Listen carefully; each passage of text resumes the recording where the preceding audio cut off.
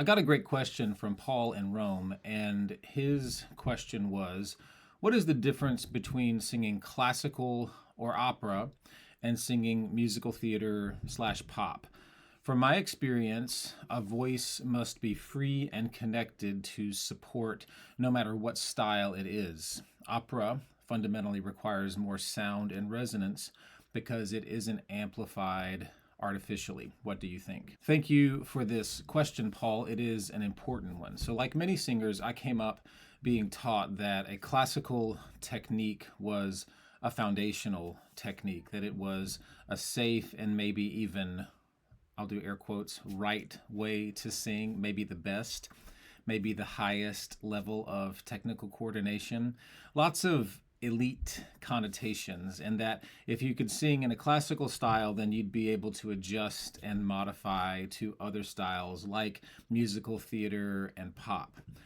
Even when I began teaching, I operated from this understanding that you develop a technique based in Western classical coordinations, and from there you adjusted to other styles. Classical singing would be like your default setting. And while a classical bel canto technique is a beautiful thing to cultivate, it is one of many ways of singing that stands beside many other ways of making sounds.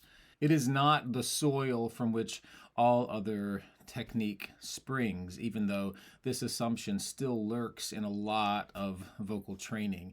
Even in musical theater casting notices today, you see the term legit used to describe a Western classically informed legato style with vibrato as if it represents legitimate vocal training. So I'll be real though, when I was being called in for rent back in the early aughts, my classical technique was not helping me sing One Song Glory in an authentic rock style. I was kind of stuck in my classical training at that point. Hey there, if you are new here, my name's Dan Calloway. I teach musical theater voice and vocal pedagogy at Boston Conservatory at Berkeley.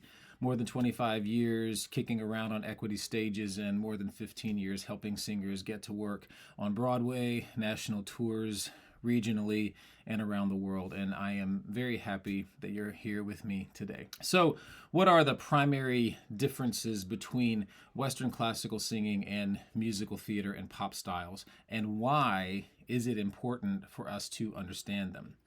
First of all, when you begin to understand how the styles are different, you can also readily spot their similarities and overlaps.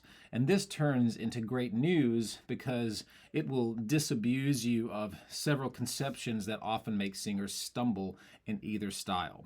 There's a lot of real estate in the middle of that particular Venn diagram between the two worlds, and knowing what coordinations they share is really great news, in my experience. So first, it's most helpful to understand the differences between Western classical singing and musical theater this way.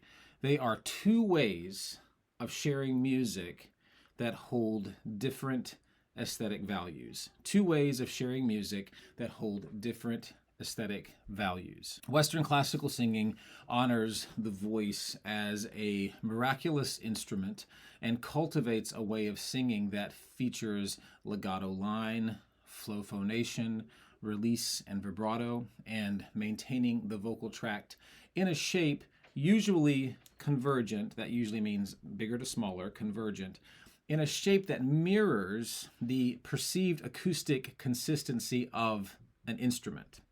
And what I mean by that is a clarinet is always the same shape. A violin, always the same shape. A piano, same shape. They are always the same shape. So there's an acoustic consistency and uniformity that allows our ear to recognize their sounds. Western classical singing envisions the voice in a similar fashion. And just like a piano sings according to who's playing it, the voice of a classical artist also opens a world into the individual soul of the singer. I said to a student this last semester that when we sing art song, for example, the soul of your particular vibration envelops and carries the text of the song. It's a deep mystery that gets released in beautiful classical singing where there's a generous outflow and a deep well of connection into the soul of the singer. If the singer is living the story and text with honesty and vulnerability, there's really nothing like it.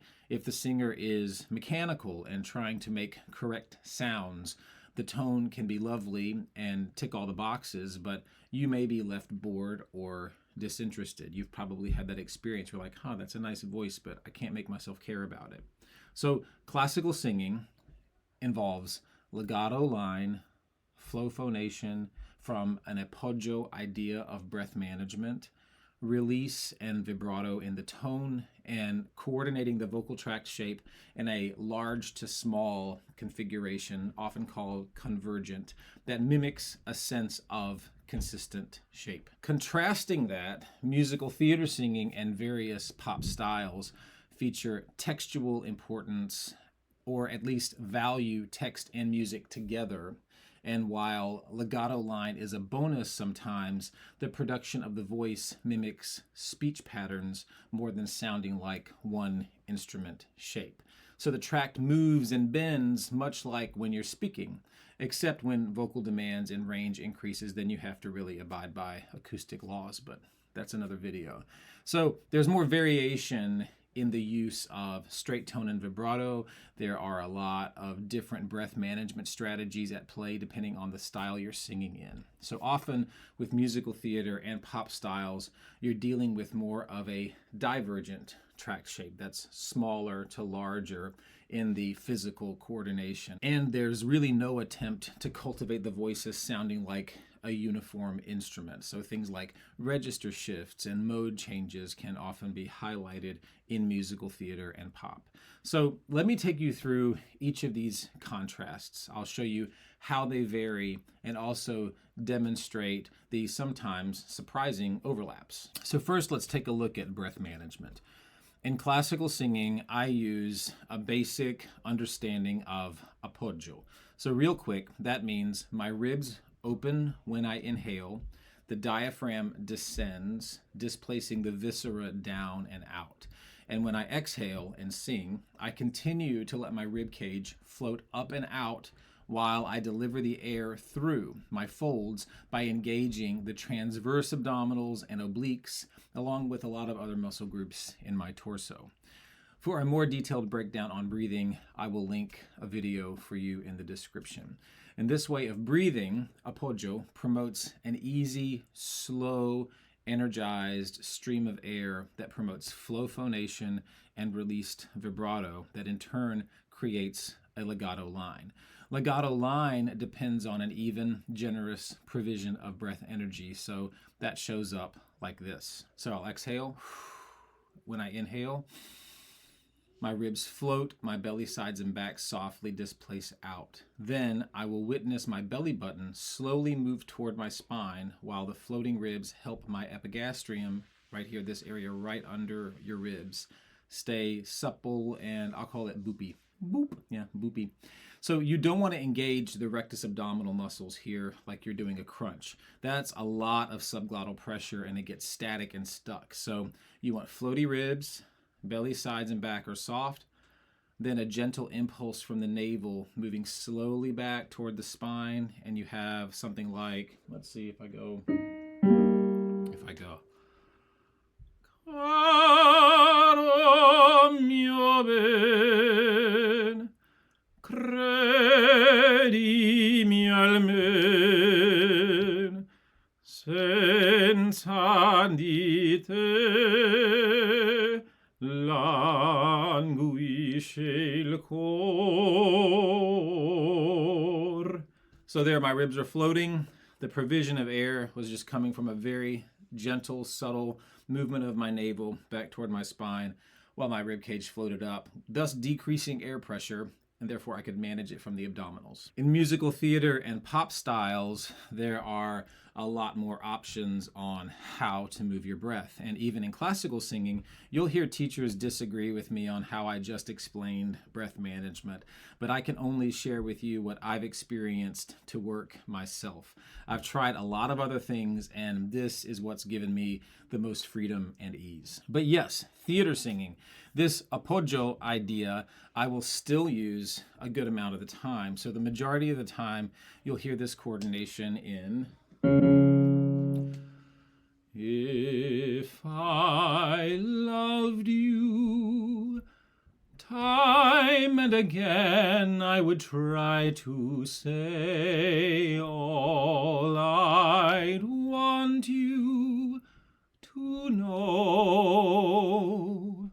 Or even in other relative contemporary styles, if I think this is an E flat, we'll see. On my own, pretending he's beside me. Still an Appoggio coordination in my experience. I'm also thinking, from Wicked, I'm Not That Girl. When you have the more speechy stuff, it's still kind of an Appoggio coordination. Hands touch, eyes meet, sudden silence, sudden heat, hearts leap in a giddy whirl.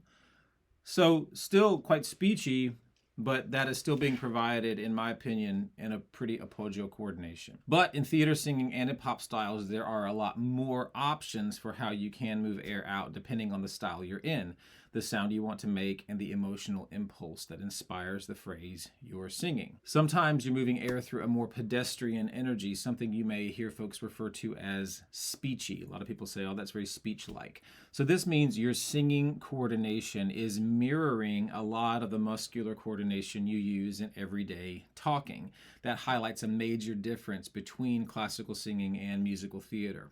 Theater singing wants to sound vernacular. It wants to mimic ordinary interaction, while classical singing often wants to explore narrative and emotion in another realm, really. I was working on a song from the last 5 years with a student this week, and this speech-like quality.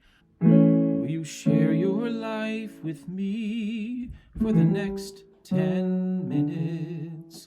So the tract shape is super pedestrian here, using a rather standard American dialect. So if I were to sing that song with a classical aesthetic, all the elements change. My breath, the tract shape, the phonatory pattern. So if I were to put that into a classical style, will you share your life with me for the next 10 minutes? All right, so I kind of made fun of it a little bit, but you get that idea. Will you share your life with me for the next 10 minutes? Kind of overdid it, but you can note the differences there, yeah? Will you share your life with me for the next 10 minutes? Will you share your life with me? So different things going on. So that's often why, you can sort of do like a little stylistic juxtaposition for comic effect. And even, musical theater gets made fun of a lot for that very vernacular pedestrian style. So you hear a lot of musical theater people singing like this, so it's kind of fun. It sort of like crosses over into emo, right?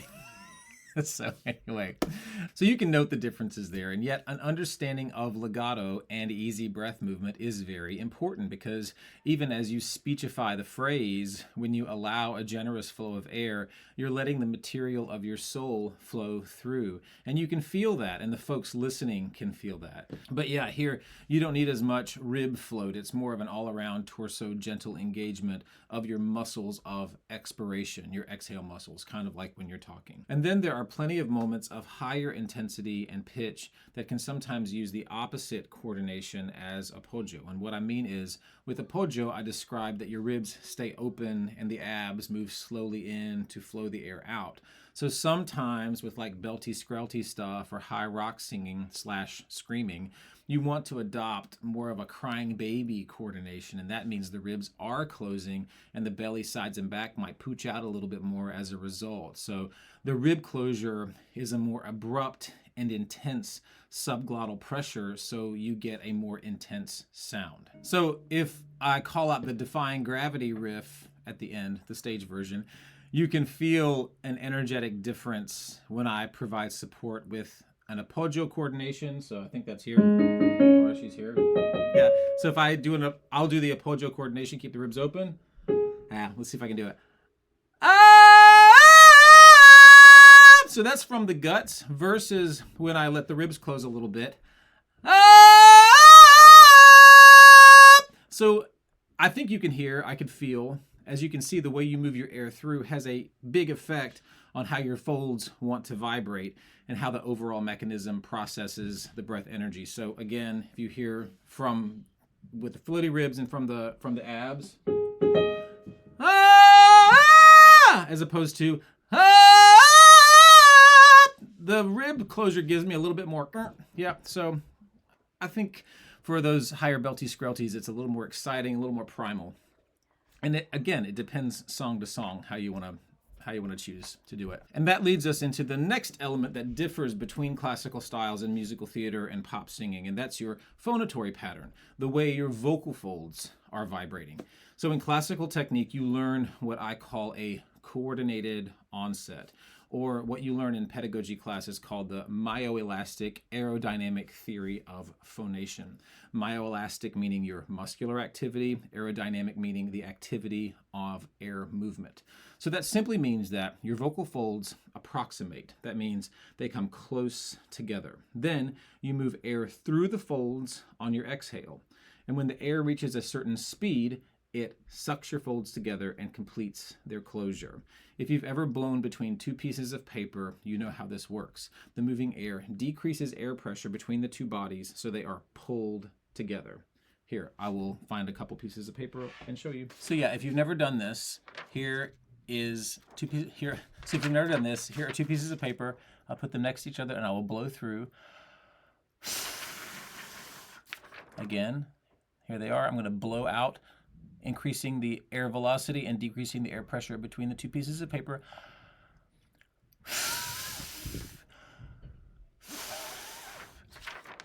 So a classical technique relies on cultivating this balance point, the folds approximating, coming close, and your airflow finishing the closure and setting up a vibratory flow. And this is often called flow phonation. And this is what's used in classical technique almost all the time. You also hear this coordination most of the time in musical theater, only through a different tract shape. And we'll get to tract shaping in just a moment. So I'll show you what I mean through a couple of examples. So if I sing the first phrase of I Have a Love from West Side Story, this phonatory pattern is a flow phonation. My folds will approximate, and then the airflow will finish the closure. I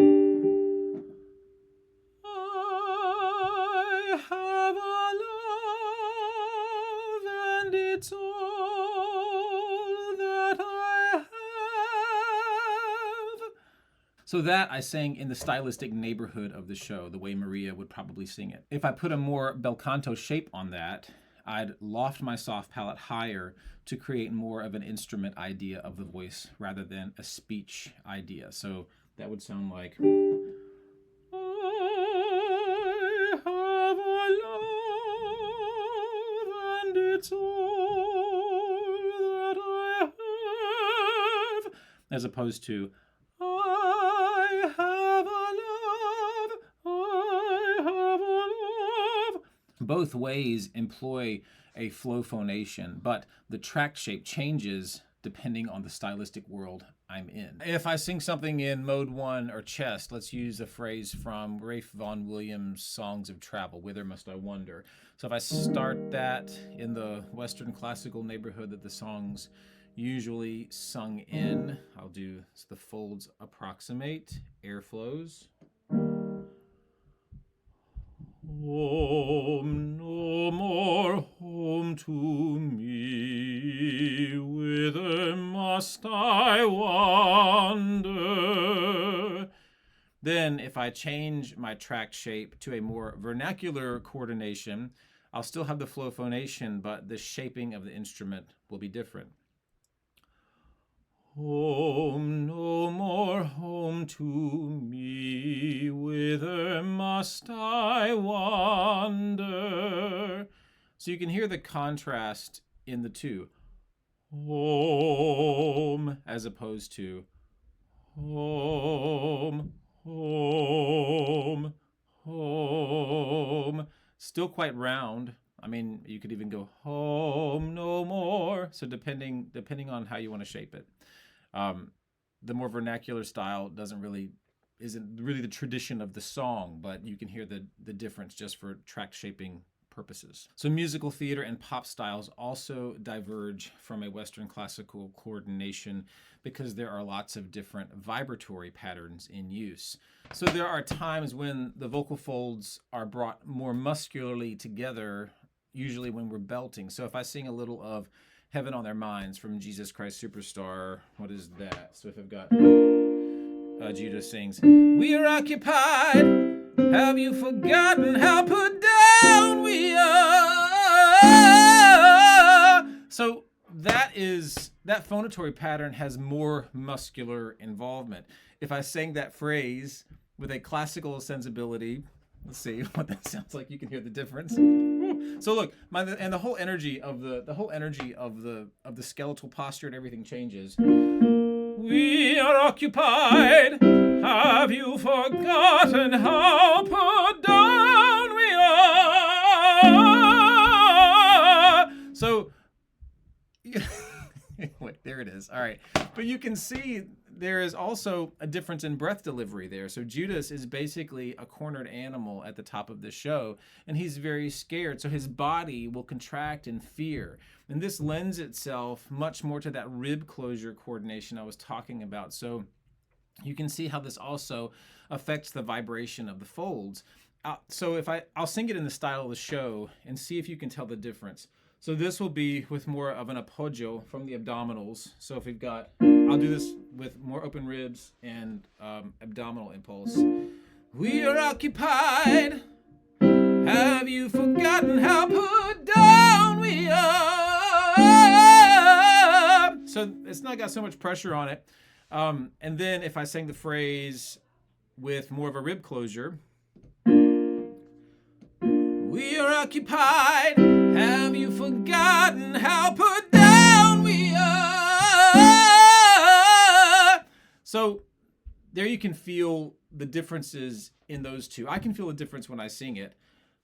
Down we are, down we are. So I invite you to see where you feel those sounds in your body. But here's where the overlap of the two styles helps. How understanding both gives you a lot of insight. So knowing that air brings my folds together, I can ask, what is the minimum amount of muscular effort I need in this sound? How much can I trust my air to finish the closure? So this helps to make sustainable, efficient sounds when you're embodying, say you're playing Judas, and it actually allows emotional energy to release through.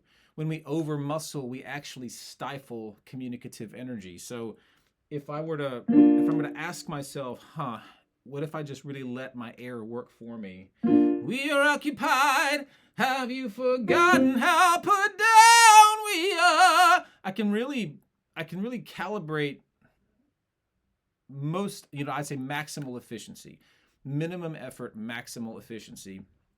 And like I said, if I'm not muscling, if I'm over muscling, I'm literally holding back communicative energy. So that's one reason why understanding flow phonation and how the air brings the folds together is so useful for other styles. And you already noticed from the examples of phonatory pattern, the way you shape your vocal tract has everything to do with the distinction between Western classical coordinations and theater singing as well as pop styles. But before I talk about the vocal tract itself, it's important to understand that your vocal tract shows up inside an entire energetic and physiological framework. So Judas's tract happens inside his body and his emotional reality. Maria in West Side Story, her tract is happening inside her own energetic makeup at that time. So Before you go into the mechanics of where your tongue and soft palate are living, ask yourself, who am I and what do I believe is happening? Those two questions will inform so much about how your body and voice communicate the story of a particular character. I feel like with classical singing, the singer embodies kind of a double world. There's a world of the reality of the character, as well as the world of the conventions and style of opera. I suppose the same is true for musical theater. I think that's why it's easy to poke fun at both styles. They have their own tropes and ways of working. But yes, vocal tract differences and similarities. In classical singing, you're working a lot with what would be called a convergent tract shape. So this means that the resonant space normally moves from a larger space to a smaller space, kind of like a reverse megaphone image. So a vocalese like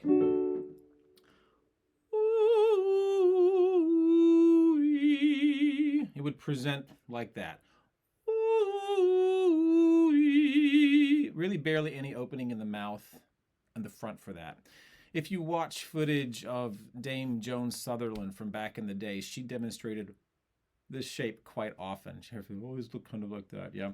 And of course, there's always going to be a variation on this. You know, Pavarotti singing the end of Nessun Dorma is working with a pretty divergent looking tract shape, in my opinion. So there's more than one answer here. But overall, the overall aesthetic expectation and framework for a Western classical style is that it values a longer distance from the larynx to the opening of the mouth. So that's a voluminous, released pharyngeal space, a lofty, soft palate. And this coordination creates possibilities for the mixture of what we'd call dark and bright sounds.